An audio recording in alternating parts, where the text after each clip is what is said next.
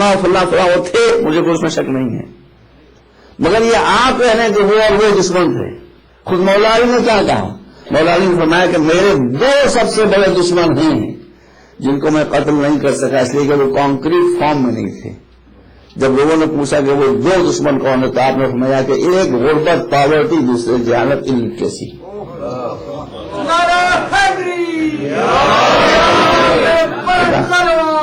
سمجھو اپنے دین کو، اپنے مذہب کو سمجھو، تو you have to fight against illiteracy, you have to fight against poverty. اس لیے کہ یہی دو چیزیں ایسی ہیں کہ جس سے ساری برائیاں اور اللہ کے دشمن پیدا ہوتے ہیں۔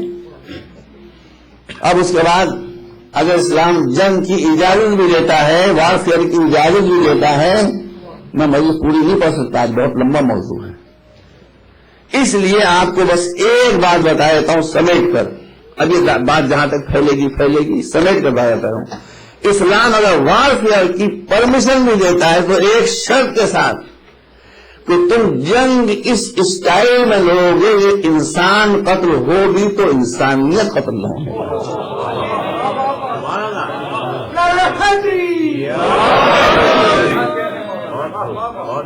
تم امریکن نہیں ہو، تم اسرائیلی نہیں ہو، تم اللہ کے رحمان و رحیم اللہ کے ماننے والے بندے ہو۔ اب اس کی میں تفصیل پیش کرتا ہوں آپ کو، لیکن میں نے آپ کو جو اس کا جس تھا وہ بتا دیا کہ انسانیت قتل نہ ہونے پائے۔ انسان اگر مجبور قتل ہو رہا، وہ میں نے خود اس نے حملہ کیا، آپ کیا کریں گے؟ ہاتھ باندھے کھڑے رہیں گے، you have to defend yourself. اور اگر وہ اپنا ہاتھ روک رہا ہے تو آپ پہلے اپنا ہاتھ روک لیں گے۔ اب میں آپ کے سامنے چند احکام بتاتا ہوں جس کا اسلام کے جہاد میں حکم دیا گیا ہے پابندی کا۔ پہلی بات تو یہ کہ آپ جنگ میں کبھی ابتدا نہیں کریں گے۔ دوسری بات یہ کہ جب وہ پیس کے لیے جھکیں گے آپ فوراً صلح کے لیے تیار ہو جائیں گے، اس لیے کہ انسان کے خون کا بچانا ٹاپ پرائرٹی اسلام میں رکھتا ہے۔ اس کے بعد عین میدان جنگ میں بھیا آپ لوگ کبھی کسی کے دباؤ میں مت آئیے، جسٹ سی دا فیکٹس۔ جب عراقی فوجیں کویت سے بھاگ رہی تھیں تو کویت اور بصرے کے بیچ میں لاکھوں عراقی فوجیوں کے اوپر، میں کوئی پولیٹیکل تقریر نہیں کر رہا ہوں لیکن مجھے بیان کرنا ہے دکھانے کے لیے کنٹراسٹ، تو امریکن بامبرز نے کارپیٹ بامبنگ کی تھی کہ نہیں کی تھی؟ آپ بھول گئے؟ کی تھی نا؟ کتنے ہزار لوگ مارے گئے تھے منٹوں کے اندر، کارپیٹ بامبنگ بھاگتی ہوئی فوج کے اوپر۔ یہ امریکہ ہے اپنے وقت کا فرعون، جو کارپیٹ بامبنگ کر کے بھاگتی ہوئی فوج کو ہزاروں 75 سولجرز کو کل دینا کپل آف منٹس۔ لیکن اسلام کا حکم کیا ہے؟ اسلام کا حکم یہ ہے کہ میدان جنگ سے کوئی سپاہی بھاگے تو تم اس کا پیچھا نہیں کر سکتے ہو، لیٹ ہم گو، لیٹ ہم فلی۔ تھوڑا انتظار کر لیجیے گا، بگڑنا چاہیے گا۔ یہ مولا علی کا منصوب جو گھوڑا ہے اس کا نام دلدل تھا۔ آپ سمجھتے ہوں یہ بہت اچھی نسل کا گھوڑا تھا، یہ پونی تھا۔ It was not a horse. بھائی اب تھوڑا انتظار کر لیجیے، آپ کو تو انتظار کی عادت ہے، 1200 برس سے انتظار کر رہے ہیں، 2 منٹ انتظار کر لیجیے۔ یہ فیکٹ ہے، جو فیکٹ سے کرے میں انتظار کر دوں کہ وہ ہارس تھا ہی نہیں، وہ پونی تھا۔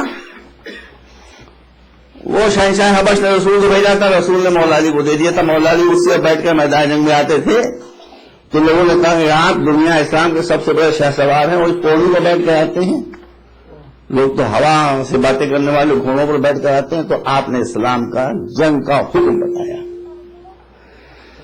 کہا کہ تیز دوڑنے والے گھوڑے پر وہ بیٹھ کر آئے گا کہ جس کو موقع پڑنے پر یا تو بھاگنے کا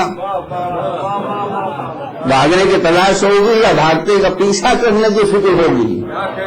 اسلام نہ میدان جنگ سے بھاگنے کی اجازت دیتا ہے نہ بھاگتے کا پیچھا کرنے کی اجازت دیتا ہے.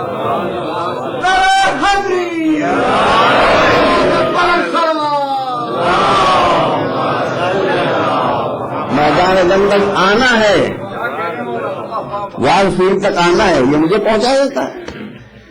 میں یہ کنسپشن ہے کہ میدان سے بھاگوں تو خیر کو ضروری پیدا نہیں ہوگا، اور اس کا بھی کوئی تصور نہیں ہے کہ بھاگتے کا پیچھا کروں گا. اور یہ بات آپ یاد رکھیے، بس میں نام نہیں لوں گا، کہ جو بھاگتے کا پیچھا کرتا ہے وہی موقع پڑنے پر بھاگتا بھی ہے.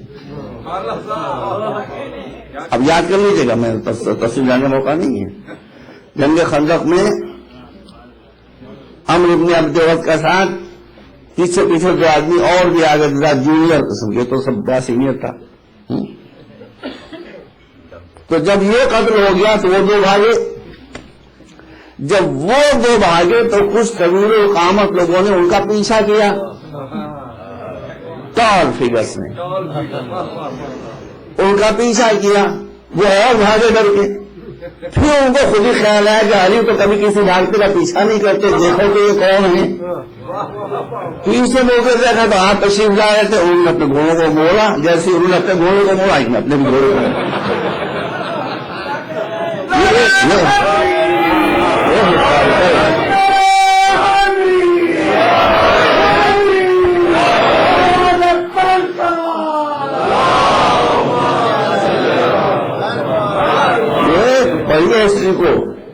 پڑھیے ہسٹری کو.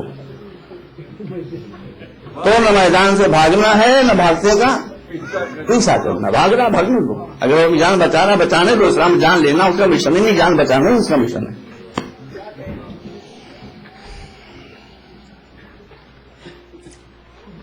امریکہ میں عمل کیا تم دوسرے کو مسائل سامنے نہیں آتے؟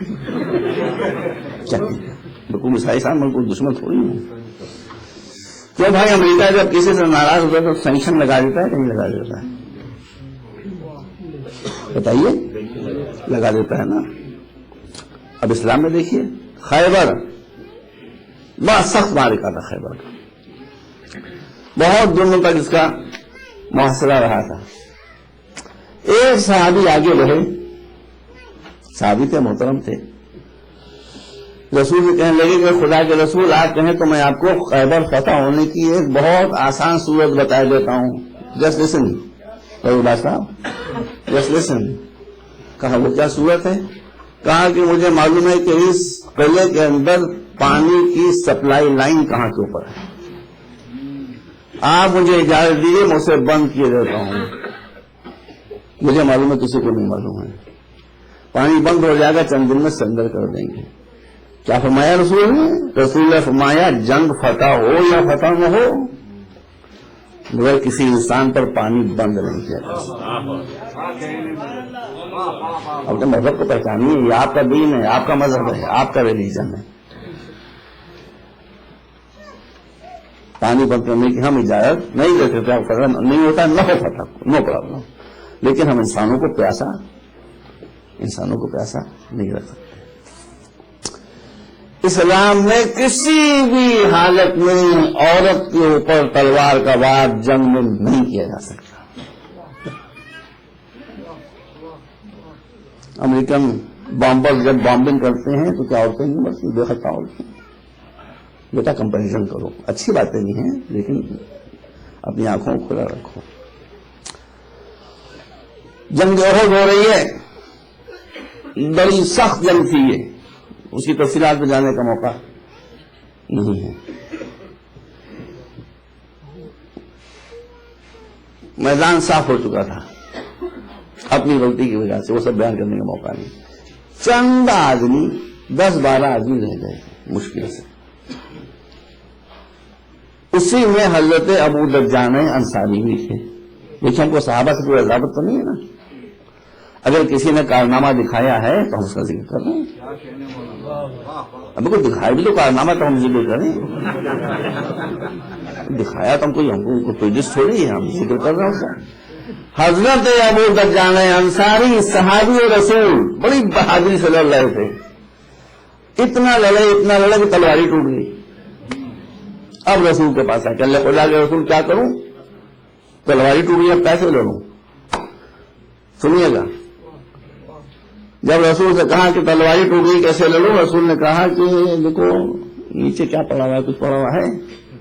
دیکھا تو وہ ایک دیو ٹری کی ٹوٹی ہوئی برانچ پڑی ہوئی تھی، کھجور کے درخت کی شاخ سوکھی پڑی تھی. کہ یہ سوکھی ہوئی شاخ پڑی ہے، سرکار کا اٹھاؤ اس کو. اب وہ حیرت میں کہ میدان جنگ مجھے تلوار چاہیے، وہ یہ سوکھی ہوئی شاخ اٹھا رہے ہیں مجھ سے، لیکن اتاش شہر تھے، اٹھا کے فوراً دے دی. حضور نے ہوا میں اسے لہرایا اور 2 مرتبہ لہرانے کے بعد جب وہ جانب کے ہاتھ میں تھمائی تو وہ سوکھی ہوئی شاخ چمکتی ہوئی تلوار بن چکی. یہ رسول کا معجزہ تھا. کہا لو جاؤ جنگ کرو. حملہ کیا، بڑے بہادر آدمی تھے. یہ دیکھا کہ ہے کوئی جو سپاہیوں کو ورغلا رہا ہے کہ اور حملہ کرو، مجھ سے اور حملہ کرو، یہ کرو وہ کرو وہ کرو، کا یہ فتنے کا ہے، اسی کو میں پہلے ٹھیک کر دوں. اور حملہ کرتے بالکل اس کے سر پر پہنچ گئے. دیکھیے قابل کی بات ہم تعریف کریں گے، نہیں کر رہے. تلوار اٹھائی اور بس مارنا چاہتے تلوار کہ ایک عورت کے چیخنے کی آواز آئی، ہائے مری. بابیلا کا میں کیا ترجمہ کروں بتائیے آپ. اور ابھی یہی ہے کہ اس نے کہا واہ ویلا، مطلب یہ ہائے مری. ارے وہ تو ہائے مری نکل رہی ہے بھائی. جیسے یہ احساس ہوا کہ یہ عورت ہے جو ورغلا رہی ہے، چھٹتی ہوئی تلوار اٹھ گئی. اس لیے کہ کسی بھی حالت میں اسلام اس بات کی اجازت نہیں دیتا. وہ فتنہ تھی. کون سی فتنہ آپ سمجھ گئے ہوں گے؟ وہی زندہ جگر کھارا، شہیدوں کا جگر چبانے والی کمبخت، وہی تھی بدماش. مگر حضرت ابو درجان انصاری نے اس پر بھی تلوار کا وار نہیں کیا، اس لیے کہ تربیت یافتہ تھے حضور کی بزم کے. جانتے تھے کہ اسلام میں عورت پر تلوار اٹھانا ممنوع ہے، پروہیبٹڈ ہے. تھوڑی دیر کے بعد حضرت علی کے ساتھ بھی یہی سامنے ہوا، ان کی بھی تلوار ٹوٹ گئی. وہ بھی رسول کے پاس آئے. خدا کے رسول اب کیسے جنگ کروں، تلوار ٹوٹ گئی. جب صحابی آیا تھا تو رسول نے زمین سے ٹہنی اٹھا کر دے دی. جب مولائی تشریف لائے تو ٹہنی نہیں اٹھاتے، اب آسمان کو دیکھ رہے ہیں، بار بار آسمان سر کو اٹھا کر آسمان کو دیکھ رہے ہیں، مطلب ادھر سے فریاد کر رہے ہیں. 2-3 مرتبہ دیکھا تو جبریل امین جو ہمیشہ قرآن لایا کرتے تھے، آج پہلی مرتبہ تلوار لے کر ادھر سے تلوار آتی ہے. مگر علی کا ایسا ہے تو تب تلوار آتی ہے. اب اگر میں رسول سے پوچھوں خدا کے رسول یہ ڈسکریمنیشن کیسا، یہ فرق کیسا؟ صحابی کو آپ زمین سے اٹھا کے ٹہنی دے دی تلوار بنا کر اور علی کے لیے وہاں کا انتظار کر رہے ہیں، تو شاید رسول کا جواب ہوگا کہ ابو دجانہ میرا سپاہی تھا، جو میرا سپاہی تھا اس کو تلوار دینا میرا کام ہے، جو اللہ کا سپاہی کو تلوار دینا اس کا کام ہے. تلوار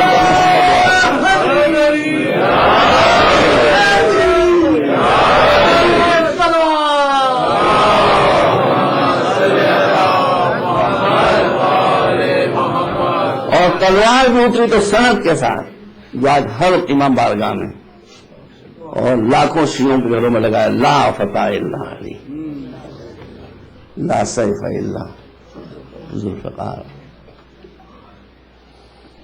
میدان جنگ میں آپ کھیتوں کو نہیں گرا سکتے، بے خطا انسانوں کو نہیں مار سکتے. جو لوگ اپنے اپنے پوجا استھلوں میں بیٹھے ہوئے پلیسز آف ورشپ میں، ان کے اوپر آپ ہاتھ نہیں اٹھا سکتے.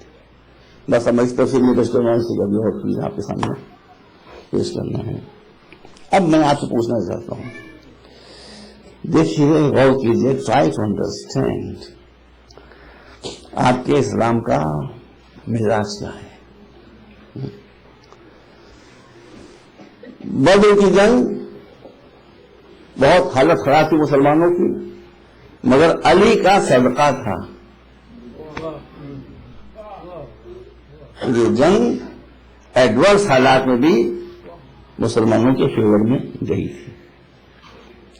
احد میں فتح ہوئی تھی مسلمانوں کو پہلے مرحلے میں، بعد میں مال غنیمت کی لالچ میں جن کو ڈیوٹی پر لگا رکھا تھا وہ وہاں سو گئے، وہ پورا قصہ معلوم ہے۔ مختصر یہ کہ یہ جنگ کی فتح شکست میں، ڈیفیٹ میں تبدیل ہو گئی تھی۔ پھر اس ڈیفیٹ کو، ہارے ہوئے میچ کو کس نے جتایا؟ بھائی اس ہارے ہوئے میچ کو کس نے جتایا؟ مولا علی۔ تو اسلام جیت گیا نا، 8 برس حالات ہو گئے تھے مگر جیت گیا کہ نہیں جیت گیا؟ پھر خیبر کا معرکہ ہوا۔ خیبر کے معرکے میں بہت سے جن حضرات تو خواہش تھی علم لے جانے کی، ان سب کو علم دیا تو لو بھائی تم بھی لو، لو بھائی تم بھی لو، لو بھائی تم بھی لو، لو بھائی تم بھی لو، مگر جو گیا خیریت سے وہ خیریت سے واپس آ گیا۔ نہ کسی کو زخم لگایا نہ زخمی ہوئے، نہ کسی کو قتل کیا نہ شہید ہوئے، جیسے گئے تھے ویسے ہی چلے آئے۔ کوئی بات نہیں، حالات ہوتے ہیں ایسے۔ اب رسول نے فرمایا، جب کئی ایک مرتبہ صلوات دے دیں آپ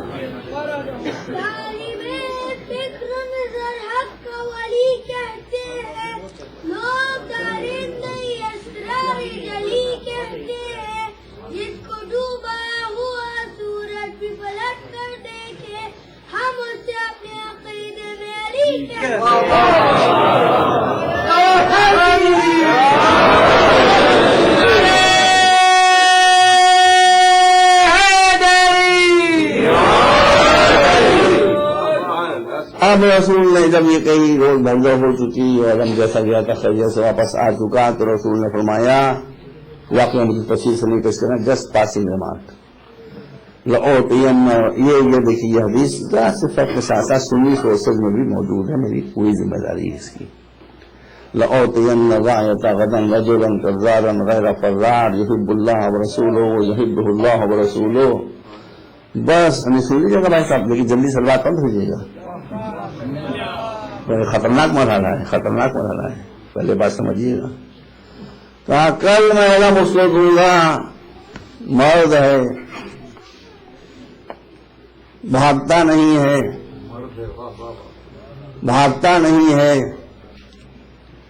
اللہ کو دوست سکتا ہے، رسول کو دوست سکتا ہے، اللہ اور رسول اس کو دوست سکتے ہیں۔ بھائی یہ دوسروں کے لیے تعریف ہوگی، علی کے لیے تعریف ہے؟ ان کو تعریف نہیں ہے، جیسی شخصیت ہوتی ہے ویسے ہی الفاظ استعمال کیے جاتے ہیں۔ اب علی کو مرد کہنا یہ تو کچھ جستی بات نہیں ہے، علی تو وہ شخصیت ہے کہ کوئی نامرد ان کا نام لے تو مرد ہو جائے۔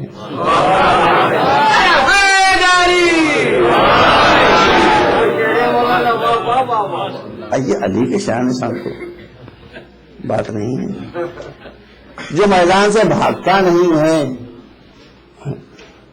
سمجھیے بات کو، سمجھیے رسول کی نظر کہاں تک کام کرتی تھی، ایسے انداز میں بات کہے جاتے تھے کہ لوگ سمجھ ہی نہ پائیں اور بعد میں آنے والی نسلیں اس پر غور کریں۔ ابھی انشاءاللہ کل سے ڈاکٹر سلمان ترابی صاحب جو حضرت علامہ رشید ترابی مرحوم رحمۃ اللہ علیہ کے فرزند ارجمند ہے، میں جانتا ہوں، ویری گڈ اسپیکر، انشاءاللہ کل سے وہ تشریف لا رہے ہیں۔ اب ایک مجلس ختم ہو چکی تھی، اعلان اس میں ہو رہے تھے مجلس کے بعد۔ کل کی مجلس کا اعلان نہیں ہوا، میں ایک طرزی واقعہ بیان کر رہا ہوں، ہائپوتھیٹیکل۔ کل کی مجلس کا اعلان یہ ہوا کہ انشاءاللہ کل جو صاحب زیر منبر ہوں گے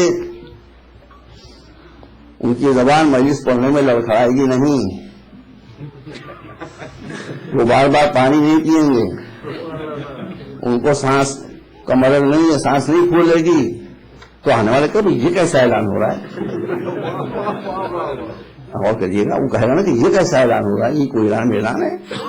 تو چپکے سے کوئی صاحب بتائیں گے کہ آج یہ سانحہ ہو چکا تھا کہ جو صاحب مجلس پڑھنے کے لیے بیٹھے تھے ان کو اتنی کھانسی آ رہی تھی، ان کی اتنی سانس پھول رہی تھی، اتنی زبان ان کی لڑکھڑا رہی تھی، اتنا بار بار پانی پی رہے تھے کہ مجلس خراب ہو گئی.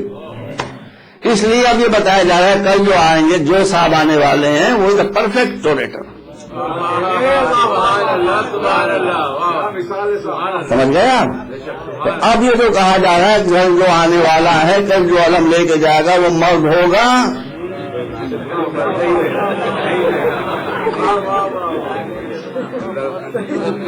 وہ میدان سے بھاگے گا نہیں، وہ حملے کرے گا. یہ علی کی تعریف نہیں ہو رہی ہے، دبے الفاظ میں جاننے والوں کی تنقید ہو رہی ہے. بتایا جا رہا ہے ایک مرتبہ سوال دیں گے آپ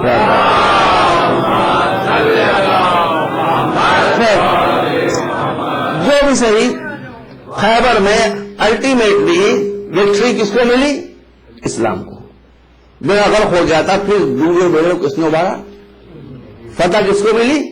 اسلام کو. خندق میں کیا ہوا آپ کو معلوم ہے، وار آف فرینچ نے بہت خطرناک ہو جگہ. یہ کوئی جنگ ایسی نہیں ہے بھائی جس کے نام پر قرآن میں کوئی سورہ اترا ہو. یہ اتنی خطرناک جنگ تھی کہ اسی کے نام کا سورہ موجود ہے. 21 پڑھ رہے ہیں سورۃ الاحزاب. سب سے بڑا لشکر جب اسلام کے مقابلے میں آیا وہ یہ وار آف فرینچ کا لشکر تھا. جیسے بھی ہوا یہ جنگ، اس کا منظر قرآن مجید میں، بھائی لوگ تاریخ کو پڑھتے ہیں قرآن کو پڑھتے ہیں، یہ بات ہے. ابھی یہ عجیب و غریب بات ہے کہ تداویوں میں قرآن مجید پڑھتے ہیں اور کر رہے ہیں، لیکن جب حقیقتیں دیکھنا ہوتی ہیں تو قرآن نہیں پڑھتے، پھر وہ تاریخ پڑھتے ہیں. اور تاریخ و قرآن میں اگر کنٹراڈکشن تو ہم کس کو مانیں گے؟ قرآن کو مانیں. ٹھیک ہے، لوگ بہت بہادر رہے ہوں گے، بھائی ہوں گے، ہمیں سے کہتا لوگ ہوں گے، مگر قرآن جو جنگ احزاب کا نقشہ کھینچ رہا ہے وہ یہ ہے کہ وہ اجزاؤکم، افسوس ہے کہ میں ایسا نہیں کر پاتا ہوں آپ کے سامنے وقت کی تنگی کی وجہ سے، اجزاؤکم من فوقکم ومن اسفل منکم وزاغت الابصار وبلغت القلوب الحناجر وتظنون باللہ الظنون. ایک آیت پڑھ رہا ہوں، یہ آیتوں سلسلہ ہیں. یہ کن کا ذکر ہو رہا ہے؟ صحابہ کرام رضوان اللہ تعالی علیہم اجمعین کا ذکر ہو رہا ہے جن کی بہادری کے ڈنکے بجائے جاتے ہیں. ٹھیک ہے بھائی، ہوگا، مگر آپ قرآن کیا کہہ رہے ہیں؟ قرآن انہی بہادر صحابہ کرام سے یہ کر رہا ہے اجزاؤکم. جب کوئی لشکر نے لشکروں نے تمہیں گھیرنا شروع کیا، اوپر سے نیچے سے دائیں طرف سے بائیں طرف سے، تو تمہارے چہروں کو سرخ ہو جانا چاہیے تھا کہ شہادت ملنے والی ہے. اب بچنے کا چاند ختم ہو گیا، انشاءاللہ شہید ہوں گے، اور شہید ہوئے ہونے تو انتظار کر ہی رہی ہیں. اب ہونے طالبان کا انتظار کر رہے ہوں گے، خیبر کے شہداء کا انتظار نہیں کریں گے. بتائیے، اجزاؤکم من فوقکم، اوپر سے، ومن اسفل منکم، اور نیچے سے. انسرون، تمہارا رنگ کیا ہوگا؟ یہ قرآن میں غلط اس کا ٹرانسلیشن کرتا ہوں، بیٹھے میں نظر آتے ہیں. تو کیا ہوا؟ اجزاؤکم من فوقکم ومن اسفل وزاغت الابصار، تمہاری آنکھیں دہشت تمہارے پتھرا گئی. کس کی آنکھیں؟ میری آنکھیں نہیں، جن کی بڑی بڑی آنکھیں تھیں ان کی آنکھیں پتھرا گئی. وبلغت القلوب الحناجر، اور دل جو تھے وہ اچھل اچھل کر حلق میں آ کر اٹک گئے. چلو بھائی یہ تو فطری ریئیکشن تھا، نیچرل تھا. وتظنون باللہ الظنون، اور تم لوگوں نے ایمان جو تمہارا گیا اللہ کے بارے میں نہ معلوم کیسی کیسی بدگمانیاں شروع کر دی تھی. اور بہت تعریف و توصیف میں کیا اس کو بیان کروں، وقت نہیں ہے. تو یہ عالم ہو گیا تھا مسلمانوں کا. پھر اس جنگ کو کس نے جیتا؟ کل کو نکل کر آ گیا تھا ان کی شکل میں، اس کو کس نے ڈیفیٹ دی؟ وہی دیکھیے جو بات میں نے کہی تھی کہ انسان کٹے مگر انسانیت نہ کٹے. خدا کی قسم وقت نہیں کیا کہوں، انسان کٹے مگر انسان. آپ دیکھ لیں کل کو ہے، اس نے مولا کے ساتھ گستاخی کی ہے، لعاب دان چہرے کی طرف پھینکا پھونکا ہے تاکہ بچے سمجھ لیں. مگر مولا اس کے جواب میں کیا کرتے ہیں؟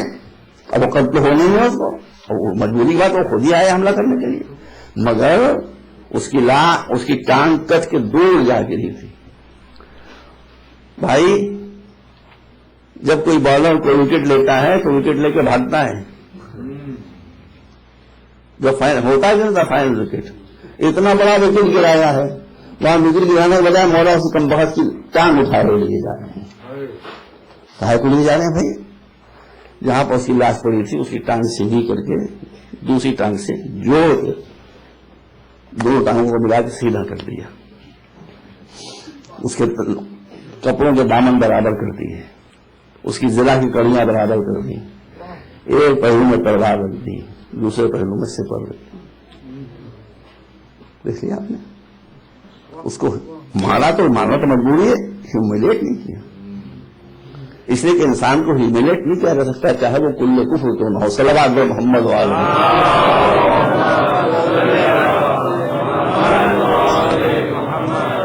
وقت نہیں ہے۔ اب اس کے بعد بس آپ علی کو کیا کہتے ہیں؟ فاتح بدر و حنین، کہ بھائی آپ دو جنگوں کا نام کیوں دیتے ہیں؟ خیبر علی نے پتہ نہیں کیا ہے، خندق نہیں، تو آپ صحیح کہتے ہیں۔ اسلام کی جنگ پہلی جنگ ہے بدر، آخری جنگ ہے حنین۔ جب آپ نے کہہ دیا فاتح بدر و حنین تو انسان خود سمجھ لیا کہ جتنی بھی جنگیں ہوئی ہیں تو فاتح علی ابن ابی طالب ہے۔ تو آپ ٹھیک کہتے ہیں۔ اس جنگ کا بھی ذکر ہے قرآن میں کہ یوم حنین اعجبتکم کثرتکم، حنین کے میدان میں تم کو اپنی کثرت پر 12,000 لشکر کا بہت غرور ہو گیا تھا۔ اب یہ غرور کس کو ہوا تھا؟ تاریخ میں ڈھونڈیے، مجھے معلوم ہے لیکن بتاؤں میں کچھ آپ بھی تو ڈھونڈیے۔ ایک بہت بزرگ شخصیت کو غرور ہوا کہ جب ہم 313 تھے تب ہم نے ان کو ہرا دیا تھا، تو ہم 12,000 ہیں۔ نتیجہ یہ ہوا کہ اب جو حملہ ہوا تو 12 بھی گئے اور 1000 بھی گئے، سب میدان صاف ہو گئے، سب میدان۔ یہی قرآن یوم حنین اذ اعجبتکم کثرتکم فلم تغنکم وضاقت علیکم الارض بما رحبت ثم وليتم مدبرین۔ قرآن کا کیسے نکالیے گا؟ ثم وليتم مدبرین، پھر تم منہ پھیر کر بھاگے، 1 2 3 جتنے تیز بھاگے تھے آدمی میرے ساتھ بھاگ پا رہے ہیں، ورنہ 1 2 3 سے فوراً سمجھ لیتے۔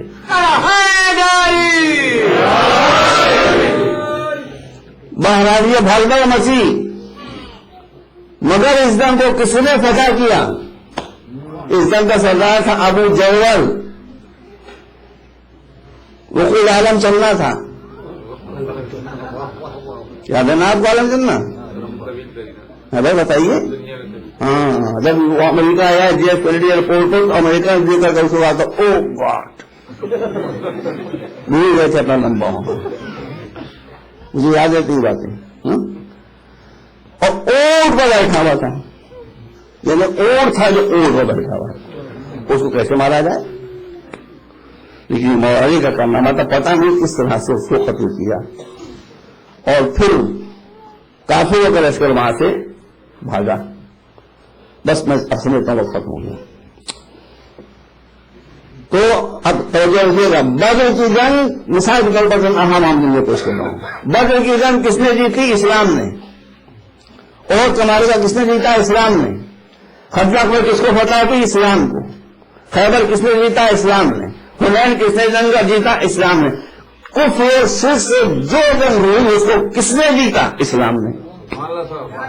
اب میں آپ سے ہاتھ جوڑ کے گزارش کرتا ہوں کہ اتنی بڑی بڑی فتح ہو رہی ہیں، جنگ خیبر کی فتح معمولی نہیں ہے، جنگ خندق کی فتح معمولی نہیں ہے، جنگ بدر کی فتح معمولی نہیں، جنگ احد کی فتح شکست کے بعد معمولی نہیں ہے، لیکن آپ کسی ایک موقع پر دکھا دیں جب قرآن نے کہا کہ خدا کے رسول میرے حبیب آپ کو فتح مبارک ہو، دکھا دیجیے کہیں قرآن میں۔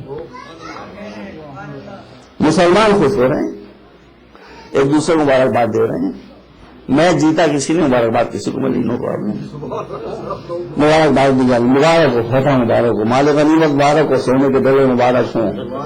ہاں سونے کے ڈلے آئے تھے بھائی، تو بڑے بڑے ڈلے آئے تھے جو ہتھوڑیوں سے کاٹے گئے تھے۔ ایک سامنے دکھا سکتے ہیں مسلمان ایک دوسرے کو ہمارا بات دے رہے ہیں لیکن اللہ خاموش. اور اب جب سن 6 ہجری میں جنگ ہوتی ہی نہیں بلکہ مشرکین مکہ سے شروع ہوتی ہے حدیبیہ کے مقام پر پیس ٹریٹی, اور وہ بھی ایز ڈکٹیٹڈ بائی دا مشرکین, as dictated by the Quraysh tribe, ان کی شرطوں پر. ارے یہ ہم تو سلو کہتے ہیں اس کو مجبوراً, کیونکہ یہ سلو کوئی سرنڈر تھا بھائی. جو وہ لکھوا رہے تھے وہ ابھی لکھ رہے. اور پھر مزے کی بات آپ یہ دیکھیے کہ ہر جنگ میں جس کے ہاتھ میں علم رہتا تھا اسی کے ہاتھ میں حدیبیہ کے میدان میں قلم بھی. نہ وہاں پیروں میں لفظ شروع نہ یہاں ہاتھ میں تھر تھری پیدا ہوئی.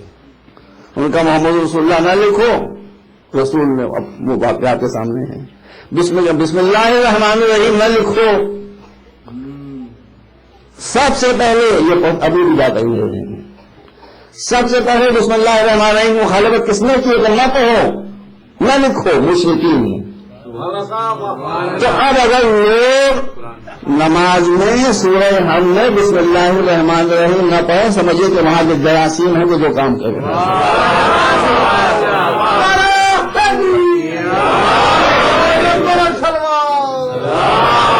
ہمارا آدمی کہہ رہا آپ واپس کریں گے, آپ رات جائیں گے, ہم واپس نہیں کریں گے, ابھی آپ پڑھ جائیے اگلے سال آئیے. یہ ہر شخص کو بتا دیجیے انہیں کی ڈیٹیل کی تھی کہ نہیں تھی. اس کو دس سکتے رسول کہتے ہیں قبول کو جب ان کی لکھوائی شرطوں پر کنڈیشنز پر سلو ہو گئی, پیس ہو گئی, سو کال پیس, صحابہ بہت غصے میں تھے. حالانکہ جنگ ہوتی تو پھر انجام کچھ اور ہی شاید ہوتا ہے. بہت غصے میں تھے رسول اللہ کی نافرمانی کو. رسول کہتے قربانیاں دو چلو, تیار نہیں ہوتے, ایک الگ واقعہ ہے. تو صحابہ کو صحابہ کرام بزرگ نے فرمایا کہ مجھے جیسا رسول اللہ کی رسالت میں آج شک ہوا ہے اتنا بڑا ڈاؤٹ کبھی نہیں ہوا تھا. ہوئے تھے ڈاؤٹ لیکن اتنا بڑا ڈاؤٹ کبھی نہیں ہوا. وہ خود ہی کریں, میں تھوڑی کر رہا ہوں. یہ پوزیشن تھی. مگر ادھر سے پہلی مرتبہ اس موقع پر کہ جب جنگ ہوئی ہی نہیں رسول صلح کرنے میں کامیاب ہو گئے. تب آج بتی کہ انا فتحنا لکا فتحا مبینا. یہ سلو نہیں ہوئی, یہ ہم نے آپ کو فتح مبین عطا کی ہے, کھلی ہوئی وکٹری آپ کو عطا کی ہے. اس کا مطلب ہے کہ جہاں انسان کا خون بہے وہاں اللہ اس جنگ کو مبارکباد کے لائق نہیں سمجھتا, لیکن اگر رسول جنگ کو اوائڈ کر لے جائیں تو اس کو فتح مبین قرار دیتا. اب آپ سمجھیے کہ اسلام جنگ کا مذہب ہے یا امن کا مذہب ہے. صلوات محمد وعلیہ.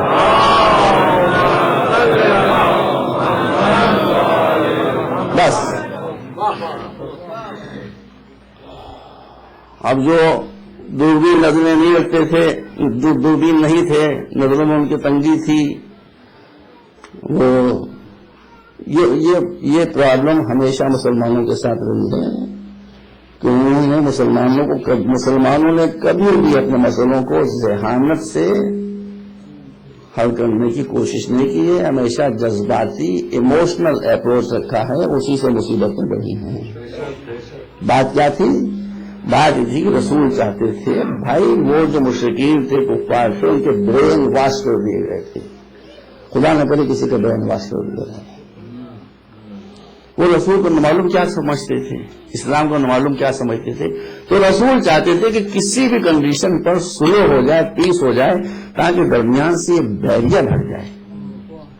لوگ ڈائریکٹ آ کر مجھے دیکھنا شروع کریں, قرآن کو سننا شروع کریں, دیکھیں قرآن کیسی کتاب ہے, دیکھیں کہ میری سیرت کیا ہے, دیکھیں کہ میرے تعلیمات کیا ہیں, تب اسلام آگے بڑھے گا. بس ایک بات آخری کہہ رہا ہوں, پھر مسائل مجھے پڑھنے آج چلوں کا دن ہے, تو چلوں کی رات ہے, چلوں کا دن گزر گیا, رات آئی ہے. جی کوئی صاحب مجھے بتا سکتے ہیں کہ جنگ کے بدلنے کے بعد کتنے مشرک مسلمان ہوئے تھے؟ Not a single person. اور کے بعد کتنے مسلمان ہوئے تھے؟ خیبر کے بعد کتنے مسلمان ہوئے تھے؟ خندق کے بعد کتنے مسلمان ہوئے تھے؟ کوئی نہیں. حدیبیہ کا نتیجہ یہ تھا جو کام تلوار نہ کر سکی وہ کردار نہیں. اب جب ان لوگوں نے دیکھا کہ ہم کو جس کے خلاف اتنا مس گائیڈ کیا گیا کہ تو انسان نے، یہ تو فرشتے اس کے قدموں پر سر رکھیں، ایسا انسان ہے کہ لوگوں میں چینجز آنا شروع ہو گئے. اور نتیجہ یہ ہوا کہ صلح حدیبیہ سن 6 ہجری میں ہوئی ہے. اس میں ٹوٹل تعداد مسلمانوں کی مشکل سے 1500-1600 ہوگی. اور جب سن 8 ہجری میں جسٹ آفٹر 2 ایئرس یہ 1500 مسلمان 13 برس مدینے کے اور 3-4-5 برس مکے کے اور 3-4-5 برس 6 برس یہاں کے، اس ٹوٹل محنت کا نتیجہ ہے 1500-1600 مسلمان. اور جنگ صلح حدیبیہ کے بعد صرف 2 سال کے عرصے میں رسول جب میدان حدیبیہ میں تشریف لائے تو 1400 تھے، اور جب فتح مکہ کے موقع پر آئے تو 14000 تھے. سن 8 ہجری میں فتح مکہ ہوئی اور سن 10 ہجری میں جب رسول آخری حج کے لیے گئے ہیں تو 1,24,000 تھے. اس لیے قرآن نے کہا تھا کہ یہ فتح مبین ہے، اسلام لوگوں کی جان لینے کے لیے نہیں آیا، ان کو مسلمان بنانے کے لیے آیا ہے. صلوات محمد وعلی.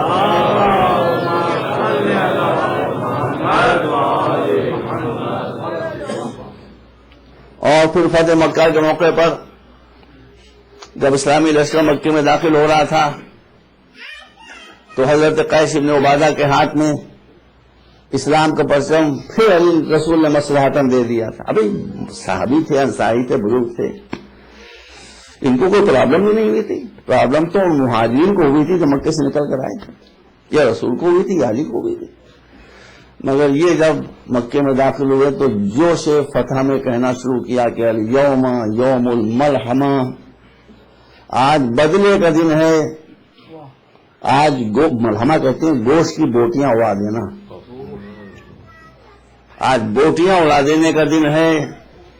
لوگوں نے کہا حضور وہ تو یہ کہتے ہوئے جا رہے ہیں. کہا لے لو علم ان کے ہاتھ سے. لے لیا علم، کس کو دو علی کو. اس کا مطلب ہے کہ جو جنگ کا فاتح ہے وہی فتح کا بھی فاتح ہے. اب یہ علی کی ذہانت کی خدا کی قسم کہ جب علم علی کے ہاتھ میں آیا تو علی نے اس سلوگن میں صرف ایک الفابیٹ چینج کر دیا، صرف سنگل الفابیٹ. وہ کہہ رہے تھے الیوم یوم الملحمہ، علی نے کہنا شروع کیا الیوم یوم المرحمہ. یہ کوئی ڈکٹیٹر نہیں آ رہا ہے، یہ ہٹلر نہیں آ رہا ہے، یہ کوئی کانکرر نہیں آ رہا ہے، یہ کوئی فاتح نہیں آ رہا ہے، یہ رحمت للعالمین آ رہے ہیں. آج رحمتوں کی بارش ہوگی، بدلہ کچھ نہیں لیا جائے گا. ہمارے مکانات جو تمہارے قبضے میں وہ بھی ہم واپس نہیں لیں گے، اس لیے کہ ہم جو شے اللہ کی راہ میں دے دیتے پھر واپس نہیں لیتے، وہ بھی واپس نہیں لیتے. رسول، اب دیکھیے آپ بھیا اپنے رسول کو پہچانو. رسول مکے میں ایک فاتح کی حیثیت سے آئے، ایک کانکرر کی حیثیت سے آئے، مگر رسول کو زمین کے فتح کرنے کی فکر نہیں ہے، دل جیتنے کی فکر ہے. دل جیتنے کی فکر ہے. ایک بڑھیا وہی مشرکہ مورتی پوجا کرنے والی لنگڑی اپنے سر پر لکڑیوں گٹھر رکھے ہوئے چلی جا رہی تھی. رسول نے دیکھا پرابلم میں ہے، مشکل میں ہے، نہیں اس سے بیچاری سے چلا جا رہا ہے، پھر بوجھ کے ساتھ آگے بڑھے. جو بھائی صاحب زرداری یہ کریں گے بتائیے نا، انصاف بتائیے نا ذرا. کنگ عبداللہ یہ کریں گے؟ ہمیں مسلمانوں کا نام دیتا ہوں، منموہن سنگھ کا تو نام لے ہی اگر ہم لے لیتا تو مسلمانوں کا نام لے رہا ہوں اس میں. کنگ عبداللہ یہ کریں گے؟ وہ دوسرے عبداللہ جو جادہ میں بیٹھے ہوئے ہیں وہ یہ کریں گے؟ رسول سے بڑا ہے کوئی؟ آپ سنیے، فتح کے وقت آدمی کی سائیکالوجی چینج ہو جاتی ہے بھائی، سائیکالوجی چینج. دیکھا ہے گویا لنگڑی گٹھا اٹھائے میں چلی جا رہی، چلا نہیں جا رہا ہے. کہا کہ تم کہو تو میں تمہارا بوجھ تمہارے گھر تک پہنچا دوں. تو یاد ہو گئی وہ یہ صاحب معراج. صاحب معراج ایک مشرکہ ایک مورتی پوجا کرنے والی عورت کی لکڑیوں کا گٹھر اپنے سر پر رکھے ہوئے جا رہا ہے. اب عورتوں کو تو آپ جانتے ہیں کہ عورتوں سے سب کچھ ممکن ہے، چپ رہنا ممکن ہی نہیں ہے. وہ جب رسول نے گٹھر لے لیا وہ ٹیپ اس کا کھل گیا، اس نے بگ بگ شروع کی. اب بگ بگ میں کیا کہے، وہ رسول ہی کو گالیاں دے رہی ہے. وہ کیا کہنے کی ہے رسول کہ ایک تم اتنے شریف انسان ہے، ایک محمد ہے، ان کے بارے میں مجھ سے بتاؤ خونی ہیں اور یہ، اور رسول چپ چلے جا رہے اس کے پیچھے. اس کے گھر تک پہنچ گیا، اس نے شکریہ ادا کیا، کہا لاؤ اب دے دو. کہا نہیں، گھر کے اندر جہاں یہ رکھا جاتا ہے گٹھر وہاں میں رکھ دوں. وہاں رکھ کے جب واپس آنے لگے تو اس نے کہا ارے بھائی آپ نے میرا اتنا کام کیا ہے، ذرا نام تو اپنا بتا دیجیے.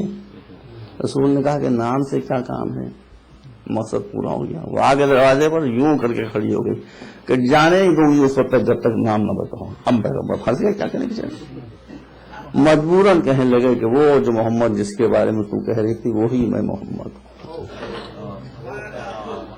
یہ صاحب معراج کا کردار. علی مشکل کشا ہے تو رسول بھی مشکل کشا ہے. بس یہ چیز جہاں آپ کو دکھائی دے سمجھیے کہ وہاں اسلام ہے. جہاں تاج و تخت دکھائی دے وہ سمجھیے کہ سب کچھ ہو سکتا ہے، اسلام سے اس کا کوئی تعلق نہیں ہوتا. ایسی لیے یہ مجلسیں کرنا ضروری ہے کہ آپ کے سامنے اسلام کی صحیح پکچر آئے. اتنی بڑی تعداد میں آج آپ حضرات تشریف لائے ہیں. یہ ٹھنڈک کل کتنا اسنو فال ہوا تھا وہی میں دیکھا تھا، اس میں بھی حضرات تشریف لائے تھے. انشاءاللہ مولا آپ کی شفاعت کریں گے. آج حسین کا چہلم تھا. مجھے نہیں پتا کہ کربلا مولا میں کتنا مجمع تھا، کل خبر آئے گی. عاشور کے دن وہ عاشور کے جس میں سن 61 ہجری میں حسین کے گرد کل 72 آدمی تھے. کل 72 میں بھی یہ تعداد سب پوری ہوگی 6 مہینے کے بچے کو بھی آپ شمار کر لیں. اس سال اسی غریب کے روضے پر زیارت کرنے والوں کا ہجوم تھا 9.5 ملین. یہ CNN کی رپورٹ ہے. وہ 72 بھوکے پیاسے تھے، لیکن 9.5 ملین میں ایک آدمی بھی 1 منٹ کے لیے نہ بھوکا تھا نہ پیاسا. آج چہلم ہے، آج بھی ہنگامہ ہوگا وہاں، اور بیوی کے روضے پر بھی ہوگا. سیریا میں، دمشق میں ایک جملہ عرض کروں کہیں جسارت نہ ہو جائے، اور جسارت ہوگی تو مولا سے معافی مانگ لوں گا، مولا معاف کر دیجیے گا. علی کے کارناموں کو آپ شمار نہیں کر سکتے، لیکن علی نے شام فتح نہیں کیا تھا، شام کو زینب نے فتح کیا ہے. کیا ہجوم ہوگا آج حسین کا چہلم کربلا میں کس طرح سے منایا جا رہا ہوگا، اور آج حسین کا چہلم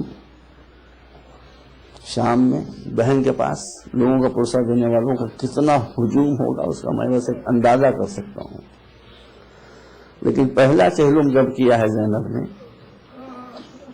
تو کربلا میں خاک اڑ رہی تھی، کچھ کچی قبریں تھیں. جابر بن عبداللہ انصاری آئے ہوئے تھے، حسین کی قبر کے اوپر گر پڑے تھے. 1-2 منٹ اگر بڑھ جائیں تو معاف کر دیجیے گا، چہلم کا دن آخری مجلس ہے، 2-3 منٹ ڈالنا ہے، بڑھ نہیں پاؤں گا. گرا دیا تھا، آواز دے رہے تھے حبیبی یا حسین، حبیبی یا حسین، حبیبی یا حسین. اے میرے پیارے حسین، اے میرے پیارے حسین، اے میرے پیارے حسین. آج کیا ہو گیا، میں آپ کو پکارتا تھا تو آپ میری آواز پر ہمیشہ جواب دیتے تھے. آج آپ کے نانا کا صحابی رو رو کر آپ کو پکار رہا ہے اور آپ کوئی جواب نہیں دے رہے ہیں. اتنے میں اس کے جو غلام تھے، عطیہ اس کا نام تھا، اس نے کہا کوئی قافلہ آ رہا ہے. کہ جلدی سے کھڑے رہو، دیکھو کون سا قافلہ آ رہا ہے. ڈر گیا بیچاری، جو حکومت کا آ رہا ہے. آ کر غلام نے خبر دی کہ بہن آ رہی ہے بھائی کے مزار کی. بس میں سمجھتا ہوں کہ زینب جب بھائی کے مزار پہنچیں گی، یہ تو تاریخ نے بتایا ہے کہ اونٹ بٹھا کر بیویاں اتری نہیں بلکہ کھڑے اونٹوں پر سے اپنے کو گرا رہی.